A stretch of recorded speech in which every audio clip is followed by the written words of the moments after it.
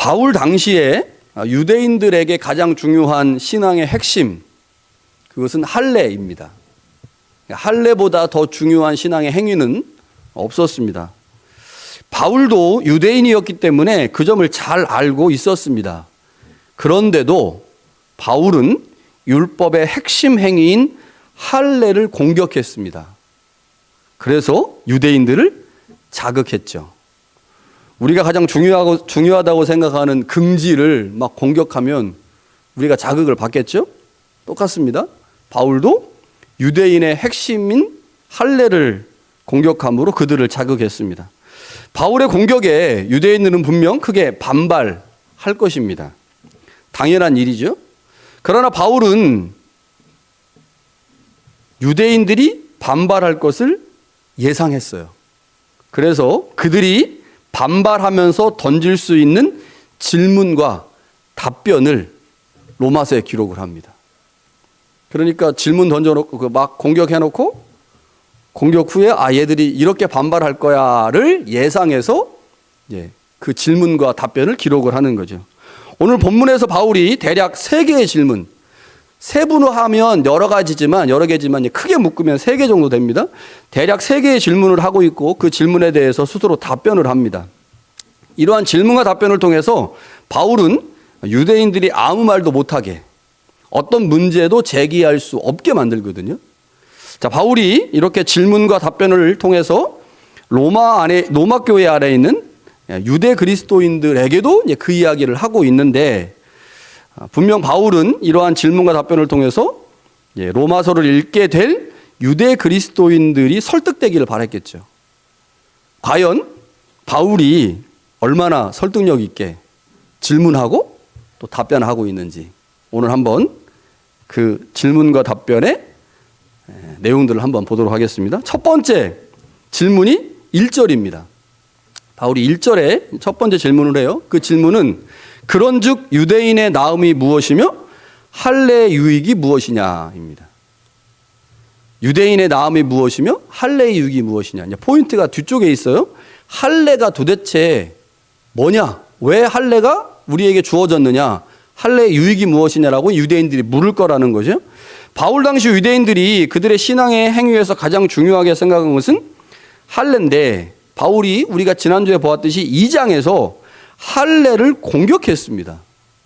할례자가 율법을 지키면 그때야 비로소 그가 진짜 할례자가 된다. 유대인들은 반대로 생각했거든요. 내가 할례를 행한 것만으로 율법의 규정을 지키고 있다라고 생각했는데 그게 아니고 할례자가 율법의 규정을 지킬 때 비로소 그가 할례자가 된다 라고 말했기 때문에 유대인들이 가지고 있는 할례 개념과 다른 방식으로 지금 얘기를 한 거예요. 한마디로 너희들 율법 안 지키면 네 할례 아무 소용없는 거야 라고 하면서 그들의 할례를 완전히 무시해버린 거죠. 몸의 할례가 유대인의 표식이 아니다. 진짜 할례는 마음에 하는 것이고 마음의 할례를 받아야 그게 진짜 유대인이다 라고 하면서 유대인들의 정체성 문제까지 거론하면서 그들을 공격했습니다. 자, 그렇다고 한다면 당연히 유대인들은 이렇게 질문하겠죠. 도대체 우리가 하나님의 백성으로 선택된 것의 의미가 무엇이냐? 하나님이 우리를 그의 백성으로 선택하시고 할례를 받으라고 하셨는데 우리가 도대체 받은 이 할례라는 게 무슨 의미가 있느냐라고 당연히 묻겠죠. 왜냐하면 율법과 할례를 공격했으니까. 자신들이 중요하게 생각하는 할례를 공격했으니 그 할례의 의미가 무엇이냐라고 물을 겁니다. 그래서 바울이 물은 거예요. 유대인의 나음이 무엇이냐?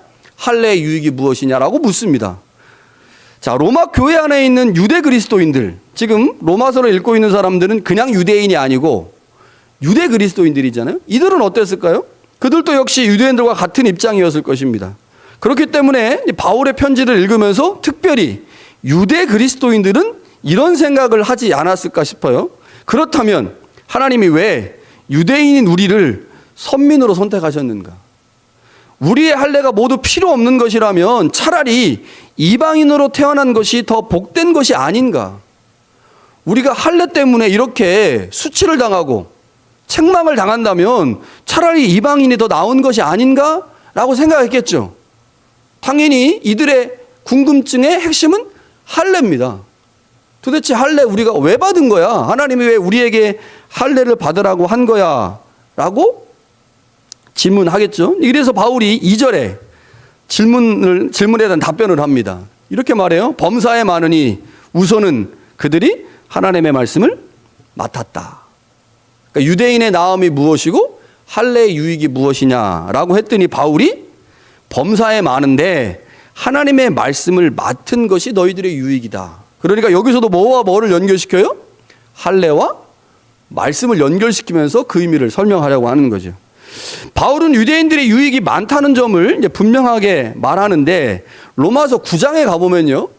유대인의 구원 문제를 특별히 다루는 단락에서 바울이 이렇게 얘기를 합니다. 유대인이 받은 유익과 혜택을 양자됨, 영광, 언약들, 율법을 세우신 것과 예배와 약속들. 그러니까 유대인이 받은 혜택이 엄청 많다는 거예요. 엄청 많은데 그 많은 혜택 중에 첫 번째가 뭐냐? 하나님의 말씀을 맡은 거다. 그러니까 유대인의 유익이 뭐냐? 할례의 유익이 뭐냐? 그거는 하나님의 말씀, 율법을 받은 것이다 라고 바울이 이야기를 하죠. 지구상에서 유대인들보다 더 큰 영광과 혜택을 경험한 민족이 어디 있겠습니까? 지금도 유대인들은 그 우월감에 사로잡혀 살고 있죠. 굉장히 큰 은혜와 혜택을 그들은 받았습니다. 비록 그들이 하나님의 말씀을 제대로 지키지 못했지만 그럼에도 불구하고 그들은 여전히 하나님의 말씀을 받은 구약시대의 유일한 백성이죠. 지금은 우리가 하나님의 말씀을 받았기 때문에 우리가 유대인들보다 훨씬 더 혜택과 은혜를 많이 받았지만 구약시대에서 유대인만큼 혜택을 받은 민족은 없죠. 이 점은 아무도 부인할 수 없습니다. 그러니까 첫 번째 질문에서 바울은 그들이 말하는 유대인의 혜택과 은혜, 할례의 유익이 뭐냐? 하나님의 말씀을 맡은 거다. 너희는 선택된 백성인 거 맞다. 라고 하는 이야기를 하죠. 자, 그런데 두 번째 질문에서 바울이 유대인들을 공격합니다. 다시. 그들이 가지고 있는 문제점들을 다시 드러내요. 자, 두 번째 질문이 3절에 나오는데 이렇게 바울이 질문합니다. 어떤 자들이 믿지 아니하였으면 어찌하리요? 그 믿지 아니함이 하나님의 미쁘심을 패하겠느냐? 이거를요, 여러분들이 집에서 3장을 제 생각이 그래요. 한 100번 정도 읽잖아요? 3장을? 100번 정도 읽으면 말씀의 의미가 이해가 될까요? 잘 안 됩니다. 제가 100번을 읽어보니까 이해가 잘 안 되더라고요. 이게 무슨 말이냐면 1절과 2절이 첫 번째 질문과 두 번째 질문이에요. 그리고 3절이 1절과 2절이 첫 번째 질문인데 3절이 두 번째 질문이거든요. 근데 두 번째 질문하고 첫 번째 질문이 연결이 안 돼요. 그냥 읽어서는. 갑자기 뜬금없는 얘기를 해요. 어떤 자들이 믿지 아니하였으면 어찌하리요? 그 믿지 아니함이 하나님의 미쁘심을 패하겠느냐? 그러니까 1절에는 분명히 유대인의 나음이 무엇이고 할례의 유익이 무엇이냐? 범사에 많으니 너희가 하나님의 말씀을 맡았다. 그리고 갑자기 두 번째 질문이 어떤 자들이 믿지 아니하였으면 어찌? 뭔 얘기를 하려는 거야? 읽어도 잘 이해가 안 됩니다. 그 두 번째 질문이 좀 어려워요. 자, 두 번째 질문은 첫 번째 질문의 근거에서 해석을 해야 됩니다.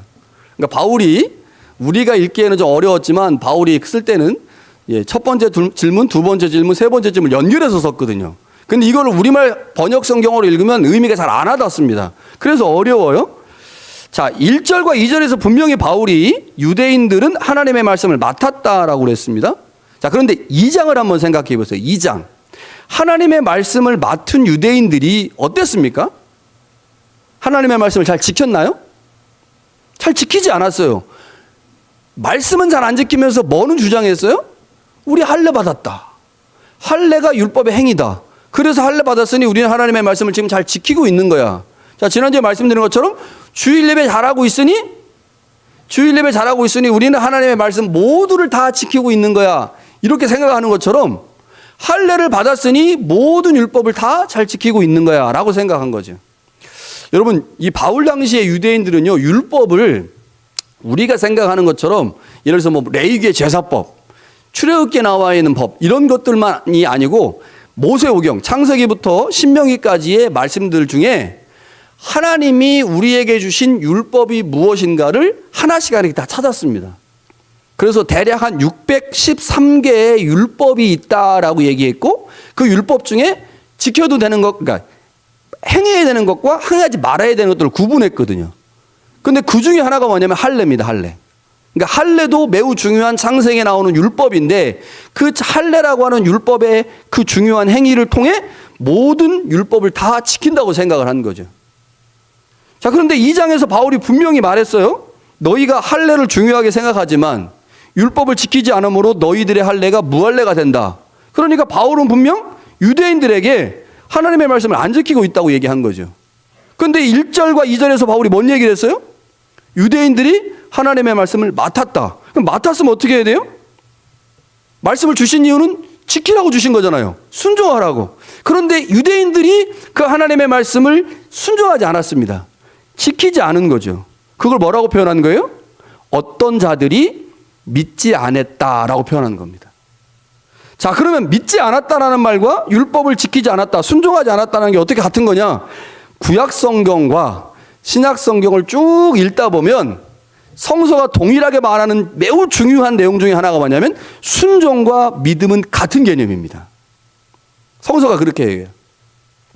제가 이래서 설교 시간이 제가 좀 많이 확보가 되면 구절을 막 찾아가지고 얘기해 드리다가 여러분들이 숙제를 드리겠습니다. 집에서 한번 성경을 한번 읽어보시면 신기해요. 순종이라는 개념과 믿음이라는 개념을 성서는 같은 개념으로 이해합니다. 그래서 제가 로마서 강의할 때 말씀드리지 않았지만 로마서 1장에 보면 믿어 순종하여 이런 표현이 있거든요.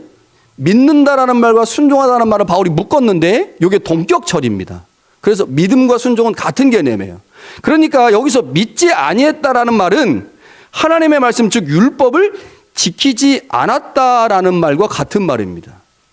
그렇게 보면 이해가 되는 거죠. 어떤 사람들 중에 믿지 않았다라는 말은 무슨 말이에요? 어떤 사람들 중에 유대인들이 하나님의 말씀을 맡았으면 그 말씀을 지키고 순종해야 되는데 순종하지 않았다는 거예요. 순종하지 않았는데 어떤 결과가 나타났습니까? 질문에 뭐라고 되어 있어요? 믿지 아니하였으면 어찌하리요? 그러니까 하나님의 말씀을 맡은 그들이 순종하지 않았다는 거예요. 그런데 그들이 순종하지 아니함이 하나님의 미쁘심을 패한다. 말이 됩니까? 지금 바울이 그렇게 질문하고 있어요. 유대인들이 하나님의 말씀을 맡았는데 그러면 그들이 그 말씀을 순종해야 되는데 그들의 순종하지 않음이 하나님의 미쁘심을 패하게 만들었느냐라고 묻는 겁니다. 그 바울이 도대체 왜 이렇게 말할까? 자, 그런데 또 재밌게요. 여기 어떤 자들이라고 되어 있어요. 어떤 자들은 우리말로 보면 유대인 중에 일부를 말하는 거죠. 썸이에요, 썸. 자, 그런데 2장의 내용을 보면 썸일까요? 아닙니다. 유대인 전체를 말해요. 유대인 전체를 말하는데 바울이 독자들을 항상 고려하잖아요. 그래서 우리가 봤듯이 직접적으로 어떤 대상이 특정화되면 바울은 완곡하게 표현합니다. 특정화되지 않았을 때는 좀 세게 표현하고. 그러니까 여기서도 이 어떤 자들이라고 하는 표현은 유대인 전체를 의미하는 거지만 바울이 좀 완곡하게 표현한 거예요. 그래서 유대인들이 하나님의 말씀을 지키지 않으므로 그것 때문에 하나님의 미쁘심이 패해지겠느냐라고 묻는 거죠. 왜 이렇게 얘기할까요? 자, 3절과 4절을 제가 다시 새번역 성경으로 한번 읽어드리겠습니다. 그런데 그들 가운데 얼마가 신실하지 못하다고 해서 무슨 일이라도 일어납니까? 그들이 신실하지 못하다고 해서 하나님의 신실하심이 없어지겠습니까? 그럴 수 없습니다. 사람은 다 거짓말량이지만 하나님은 참되십니다. 여러분, 바울 당시의 상황이나 로마 교회의 상황에서 볼 때 율법과 약속을 받은 유대인들이 하나님의 말씀의 의미를 제대로 이해하지 못함으로 하나님의 말씀을 지키는 일에 실패했죠. 그것을 1장과 2장에서 바울이 분명하게 지적을 했습니다. 자, 그런데 바울이 여기서 다시 묻는 거예요. 그들이 믿지 아니함이 그들의 불순종이 하나님의 미쁘심을 패하겠느냐? 그 왜 바울이 이렇게 질문하고 있을까요? 이런 사람들이 있었다는 겁니다. 하나님의 말씀을 맡은 유대인들이 말씀을 제대로 지키지 못한 것은 그 말씀을 주신 하나님의 문제가 있기 때문에, 하나님의 문제이기 때문에, 그래서 하나님의 말씀을 맡은 사람들이 문제가 있다라고 얘기한다는 거죠. 다시 말하면 하나님이 지키지도 못할 말씀을 주셨다는 겁니다. 지키지도 못할 너무나 많은 율법을 주셨기 때문에 그것 때문에 이스라엘 백성들이 율법을 지키지 못한 거지. 그러면 결국 누구 책임이라는 겁니까? 하나님 책임이라는 거예요. 그렇습니까? 유대인들 당시에 그런 사람들이 있었다는 거예요. 그래서 유대인들의 불신앙, 유대인들의 믿지 아니함, 유대인들의 말씀에 순종하지 못하는 그 행동이 그것 때문에 하나님의 선하심과 하나님의 신실하심을 없앨 수 있느냐라고 바울이 묻는 것은 이들의 행동의 원인과 결과 모두를 다 누구에게 돌리는 거예요? 하나님께 돌리는 겁니다. 하나님이 지키지 못할 말씀을 주셨기 때문에 이들이 못 지킨 거지. 그렇다면 그 책임이 하나님께 있는 거 아니냐라고 묻는 거죠. 여러분, 좋은 예가 있어요. 자식이 형편없고 무식하니, 죄송합니다, 무식하라는 말 써서, 자식이 형편없고 무식하니 그를 낳은 아버지도 무식하고 형편없는 건 아닌가. 여러분, 이렇게 말할 때가 있잖아요. 여러분, 그렇습니까? 아니, 자식 새끼가 그냥 막, 죄송합니다, 개망난이로 막 살아요. 그렇게 사니까 그 다 누구 책임이야? 부모 책임이지 뭐. 부모가 뭐 그러니까 자식이 그런 거지. 그러니 자식의 그 모든 행위는 다 부모 잘못이지라고 말할 수 있습니까? 말아야 됩니까? 아, 부모 입장에서 너무 열받잖아요. 그렇게 말하면. 아니, 자식이 지가 잘못해놓고 왜 다 아버지가 나를 이렇게 낳았잖아요. 제가 이제 예를 들어서 예송이한테 막 뭐라고 하면 예송이가 눈 동그랗게 뜨고 이제 18살 다 돼간다고. 아니, 아버지가 그렇게 낳았잖아, 나를. 아버지가 그렇게 낳아놓고 나한테 왜 그래? 아버지 책임이야. 아버지 잘못이야. 이렇게 말을 하면 예, 맞겠죠, 아들이? 유대인들이 지금 바울이 지금 야, 너희들 문제야. 너희들 할례 때문에 하나님의 말씀 지키지 않았잖아. 너희가 하나님의 말씀을 지키지 않으니 너희 할례가 뭐 할례가 되는 거야 라고 이야기하면 유대인들 중에 이렇게 말하는 사람이 있을 거라는 거죠. 우리가 하나님의 말씀을 지키려고 했어. 근데 너무 많아. 지키기 힘들어. 하나님 너무 깐깐해. 하나님 너무 디테일해. 이런 것까지 우리가 지켜? 야, 이거 있잖아. 하나님이 우리 골탕 먹이려고 못 지키는 말씀을 주셨으니 이거 하나님 책임이야 라고 말하는 유대인들이 있었다는 거죠. 그래서 바울이 말하는 겁니다. 야, 너희들 하나님의 말씀을 지키지 못한 것, 그것은 너희들의 책임이다. 왜 그것 하나님까지 들먹이면서 하나님의 책임이라고 말하느냐. 그럴 수 없다라고 지금 이야기하는 거예요. 그러니까 첫 번째 질문과 두 번째 질문이 연결되어 있어요. 그러니까 하나님의 말씀을 맡은 유대인들의 그들의 말씀 지키지 못함을 지금 책망하는 게 첫 번째 질문과 두 번째 질문입니다. 자, 세 번째 질문이 5절에 나옵니다. 바울이 이렇게 다시 질문해요. 우리 불의가 하나님의 의를 드러나게 하면 무슨 말을 하겠느냐.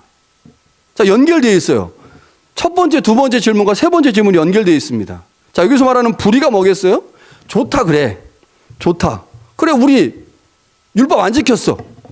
율법 안 지켰어. 그래서 우리 잘못했어. 그래. 뭐 바울 당신이 우리한테 지금 막 그거 가지고 말하는데 그래, 인정. 오케이, 인정. 우리 잘못했어. 우리 불의했어. 그런데 결과를 봐, 결과. 무슨 결과가 나타났어? 우리 때문에 이방인들이 구원을 받았잖아. 이렇게 말하는 거예요. 자, 우리가 이제 이거를 로마서 9장부터 11장에 가면 좀 더 자세하게 다룰 겁니다. 그리고 로마서 9장부터 11장은 제가 로마서 1장부터 8장까지 하고 호세아를 본 다음에 다시 이제 9장 이후로 넘어갈 거기 때문에 내년 한 후반부에나 이제 볼 건데, 여기를 보면요, 이 질문의 내용을 더 명확하게 이해할 수 있습니다. 그러니까 이 질문은 뭐냐면 만들어진 결과를 가지고 질문하는 거예요. 결과적으로 보면 유대인들의 실패와 불순종이 이방인의 구원이라고 하는 긍정적인 결과를 만들어냈거든요. 유대인들이 이렇게 질문하는 겁니다. 우리의 불의, 그래, 우리가 하나님의 말씀을 지키지 않았어. 그래서 예수님 오셨고 그래서 이방인의 구원을 받았잖아. 그런데 왜 우리의 불의 가지고 자꾸 뭐라고 하는 거야. 우리가 말씀을 지키지 않아서 이런 결과, 긍정적인 결과가 만들어졌다면 야, 우리의 불의 그거 좀 눈 감아줄 수도 있는 거 아니야? 그런데 자꾸 왜 이방인, 로마 교회 안에 있는 유대 그리스도인들을 우리 유대인이라고 자꾸 바울도 왜 공격하는 거야? 왜 할례 공격하고 왜 우리를 힘들게 하는 거야? 라고 질문할 수 있거든요. 그거를 바울이 지금 다 예상하고 지금 이렇게 말하는 겁니다. 유대인들의 불의가 하나님의 의를 드러냈으니, 그렇게 되었으니 유대인들의 불의는 심판의 대상이 아닐 수 있는 거 아니냐라고 묻는다는 겁니다. 유대인들은 얼마든지 그렇게 주장할 수 있죠. 그런데 바울이 뭐라고 그래? 6절에서요. 결코 그럴 수 없다. 만약 그렇게 한다면 하나님이 어찌 세상을 심판하겠느냐라고 묻습니다. 우리가 설령 하나님의 의를 드러냈다고 하더라도 그 방법이 불의한 것이라면 하나님은 그 불의를 용납하지 않고 심판하신다. 그래서 우리의 불의 때문에 좋은 결과가 나타났다고 해서 그 결과로 인해 우리의 불의가 용납되거나 용서되는 게 아니다. 라고 하면서 바울이 구체적 예를 들어요. 그게 7, 8절입니다. 7, 8절 예를 들어요. 자, 세 번역을 한번 보면 이렇습니다. 다음과 같이 반박하는 사람도 있을 것입니다. 나의 거짓됨 때문에 하나님의 참되심이 더욱 분명하게 드러나서 하나님께 영광이 돌아간다면 왜 나도 역시 여전히 죄인으로 판정받습니까? 우리의 거짓말 때문에 하나님의 영광이 드러났어요. 그러면 하나님의 영광이 드러났으니 거짓말하고 좀 눈 감아줄 수 있는 건 아닙니까? 라고 말한다는 겁니다. 그러면 하나님이 어떻게 악한 자들을 심판할 수 있겠느냐? 라고 지금 말하는 거죠. 어떤 사람들은 만일 인간의 거짓말이 하나님의 참되심을 더욱 분명하게 드러냈고 그 결과 하나님의 영광이 더욱 드러났다면 왜 사람들이 죄인처럼 심판을 받아야 되나라고 물을 수 있을 겁니다. 그렇겠죠? 그런데 만약 그것이 인정되면 사람들은 또한 이렇게 말한다는 거예요. 선을 이루기 위해 악을 행하자. 설마 그렇게 말하는 사람은 없겠지만 우리의 불의로 하나님의 영광이 드러났고 그래서 그 영광 때문에 우리의 불의가 용납되어진다면 한 걸음 더 나아가서 선을 이루기 위해서 온갖 악한 방법을 사용해서 선을 만들어내자라고 말하는 사람들이 생긴다는 거죠. 그러면 기독교가 어떻게 되겠어요? 이건 뭐 진리와 거짓이 막 뒤섞인 말로 안 되는 종교가 된다. 그러니까 바울이 오늘로 말하면 이런 거예요. 목적을 위해 수단을 정당화할 수 없다. 아무리 목적이 좋아도 우리의 목적이 하나님의 영광 아닙니까? 하나님이 하나님 되시며. 그런데 그 목적을 이루기 위해서 수단 방법을 가리지 않고 행한다면 그래서 그 영광과 목적을 위해서 거짓말과 속임수와 부정 방법을 사용한다면 아무리 목적이 좋아도 수단이 나쁘니 그것을 이룬 후에 목적은 의미가 없을 수 있잖아요. 그러니까 바울이 지금 그거 말하고 있는 겁니다. 어떻습니까?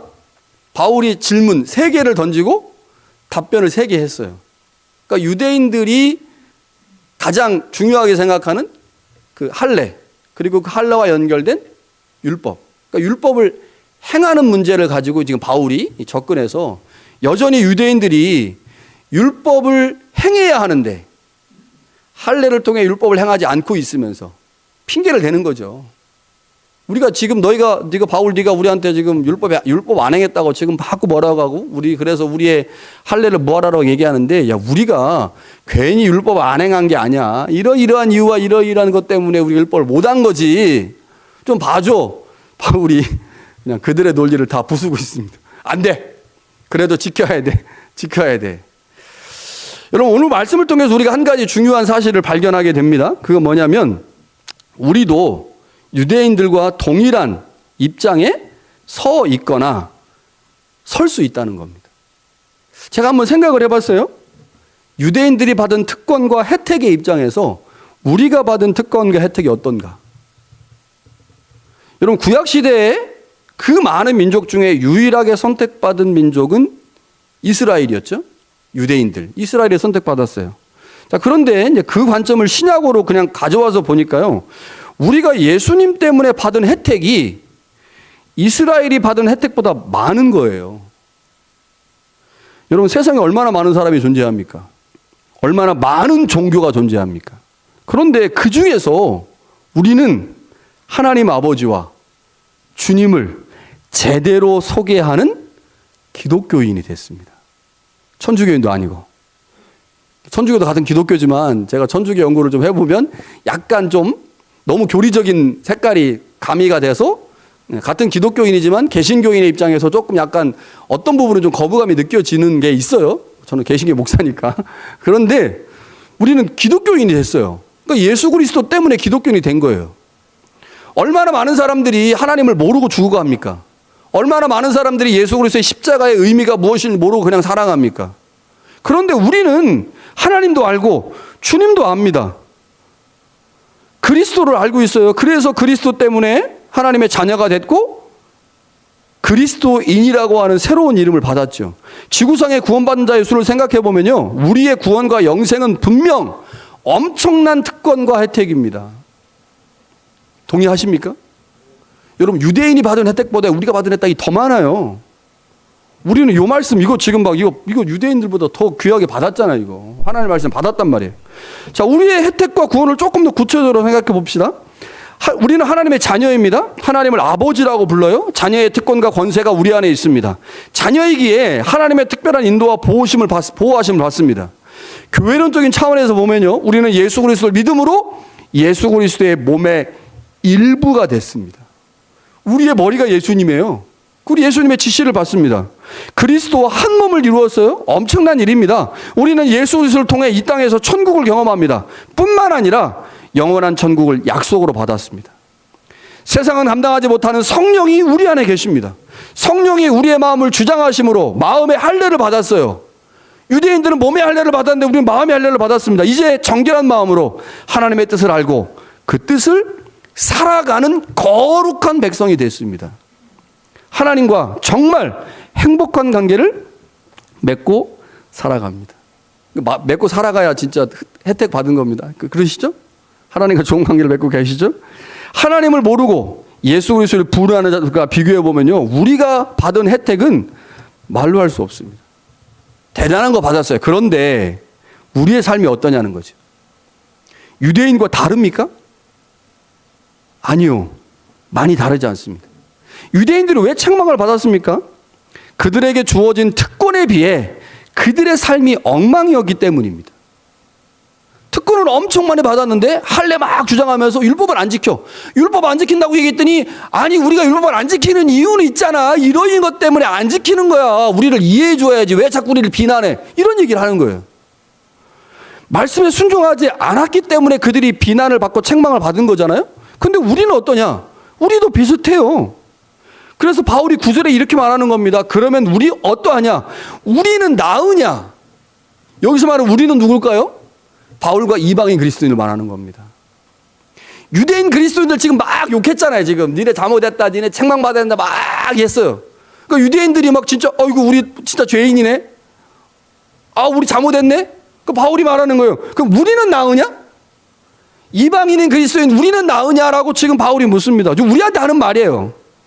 우리도 형식적 율법주의에 빠져서 유대인들과 별반 다르지 않습니다. 별반 안 달라요. 때론 세상을 향해 교만하고 무례합니다. 여러분, 그리스도인들이 무례하면 안 돼요. 하나님 욕먹이는 겁니다. 진짜. 목사가 무례하면 안 돼. 죄송합니다. 제가 무례하게 한 점 용서해 주세요. 목사는 절대로 무례하면 안 됩니다. 우리가 믿고 있는 하나님이 우리 행동 때문에 욕먹잖아요. 그래서 종종 우리 이런 소리 듣는단 말이에요. 하나님을 믿는 사람이 왜 저래? 하나님 믿는 사람이 왜 저래? 이거 심지어 가정에서도 이 소리 들어요. 우리의 언행 불일치로 인해 하나님의 이름이 욕을 먹고 있습니다. 우리 때문에 주님이 비난을 받고 있어요. 유대인들처럼 우리도 특정한 몇 개의 신앙의 행위를 정해놓았죠. 몇 개의 특정의 행위를 정해놓고 그것만 가지고 우리의 신앙이 최고라고 평가합니다. 내가 이 정도 하는데 이 정도 하는데 내가 대단하지.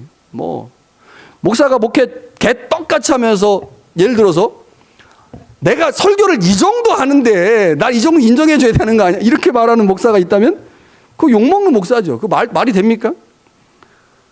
주님은 우리를 향해 세상의 빛과 소금이라고 말씀하셨어요. 여러분, 세상의 빛과 소금입니다. 그냥 빛과 소금이 아니고요, 세상의 빛과 소금이에요. 그러니까 우리가 빛이 되려면 세상에 나가서 세상 사람들에게 빛이 되어야 됩니다. 그런데 많은 그리스도인들이 어디에서 빛이냐면 교회에서 빛이에요. 교회에서. 세상에서는 빛은 무슨 빛? 사람들은 빚지고 있죠. 여러분, 이게 우리 현실입니다. 맛을 내지 못하는 소금의 모습을 보이고 있어요. 여러분, 그렇게 하나님의 말씀에 순종하지 않는 삶을 살면서도 우리는 여전히 유대인들처럼 특별한 구원을 받은 자들처럼 생각하죠. 하나님의 자녀야. 우리에게 예수란 이름이 있어. 우리가 얼마나 특별한 줄 알아? 우리는 특별한 존재야. 귀한 존재야. 그렇죠. 특별하고 귀한 존재예요. 그런데 그 특별하고 귀한 존재라고 주장하는 그것이 지금 책망받고 있는 유대인들의 모습하고 다르냐는 거예요. 안 다르다는 게 안 다르다. 우리 때문에 하나님의 이름이 욕을 먹고 비난이 대상이 될 때도 우리의 행동을 바꾸려고 생각하기보다는 오히려 우리가 받은 혜택에 집중하면서 세상과 담을 더 쌓고 우리만의 성을 견고하게 만들어 간다는 겁니다. 세상과 우리는 원래 달라. 그래서 저 사람도 우리를 욕하는 거고, 그래서 우리는 저 사람들과 다르니까 더 성을 더 높이 쌓아가지고 그냥 다르게 지내면 되는 거지 뭐. 저것들 저주받을 것들, 지옥 갈 것들. 그래, 니네 샘나가지고 우리 욕하는 거지. 이렇게 말한다는 거죠. 구원의 잔치가 우리 안에서 엄청나게 벌어지고 있는데 세상을 향해서 나아갈 생각은 안 한다는 겁니다. 우리도 어느새 유대인들과 같이 특권을 주장하는 사람들이 되고 말았다는 거죠.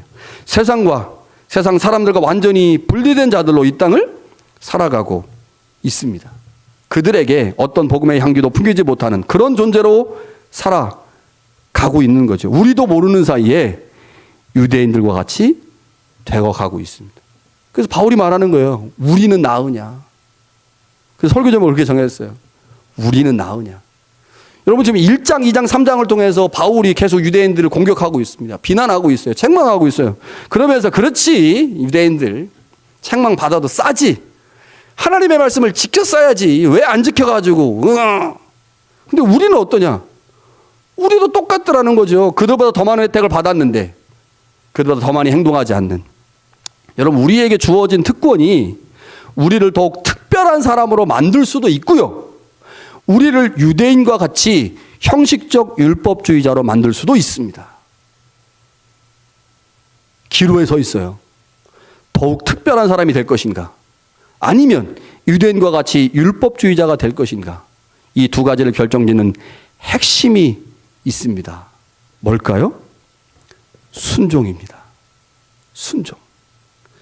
우리가 하나님의 말씀에 순종하면 우리의 특권은 우리를 더욱 특별한 사람으로 만들어 갑니다. 아유, 목사님이 설교를 잘 하시는데 인격도 좋으시네. 내가 하나님으로부터 받은 설교를 전한다고 하는 그 특권이 있잖아요. 설교를 전하는 특권. 그런데 그 설교를 전하는 그 특권이 뭐와 만나야 돼요? 목사님이 가지고 있는 인격과 성품이 만나면 그 설교가 더욱 특별해지는 거죠. 와, 우리 목사님은 설교만 잘하는 게 아니고 설교한 후에 그대로 사셔. 그리고 얼마나 우리를 사랑하시는지 몰라. 그러니 그 설교가 진짜지라고 하면서 제가 받은 특권이 삶으로 인해 더 특별해지는 거죠. 근데 반대라고 생각해 보세요. 설교는 엄청 잘해. 막 성서 해석은 엄청 잘해. 근데 우리 목사님은 개떡으로 살아. 그래서 그 설교 있잖아. 안 듣고 싶어. 저에게 주어진 특권이 저의 삶으로 인해서 형식적 율법주의자로 전락하게 만들어지는 거죠. 똑같습니다. 여러분 우리가 순종하지 않으면 우리에게 주어진 그 특권은 우리를 형식적 율법주의자로 가둬버리는 일을 하게 되는 거죠. 그것이. 그래서 순종이 중요합니다. 순종이 우리의 특권을 값어치 있게 만드는 방법이라는 사실을 기억해야 됩니다. 순종할 때 우리의 자녀됨이 그리고 우리의 그리스도인됨이 큰 의미를 가질 수 있습니다. 이제 우리의 삶을 순종의 삶으로 바꿔갑시다. 로마서는 우리에게 그리스도인으로서의 순종을 요구합니다. 그 순종이 우리의 특권을 더 의미 있는 것으로 만들 것입니다. 여러분 하나님이 우리에게 여러 가지 말씀하십니다. 여러 가지를 마음에 새기시고 그 말씀에 하나씩 반응하시면서 순종하시게 될 때 하나님이 여러분들에게 주신 그 특권이 더욱 여러분들을 빛나게 만들 것입니다. 그런 은혜가 우리 가운데 있기를 간절히 축원합니다.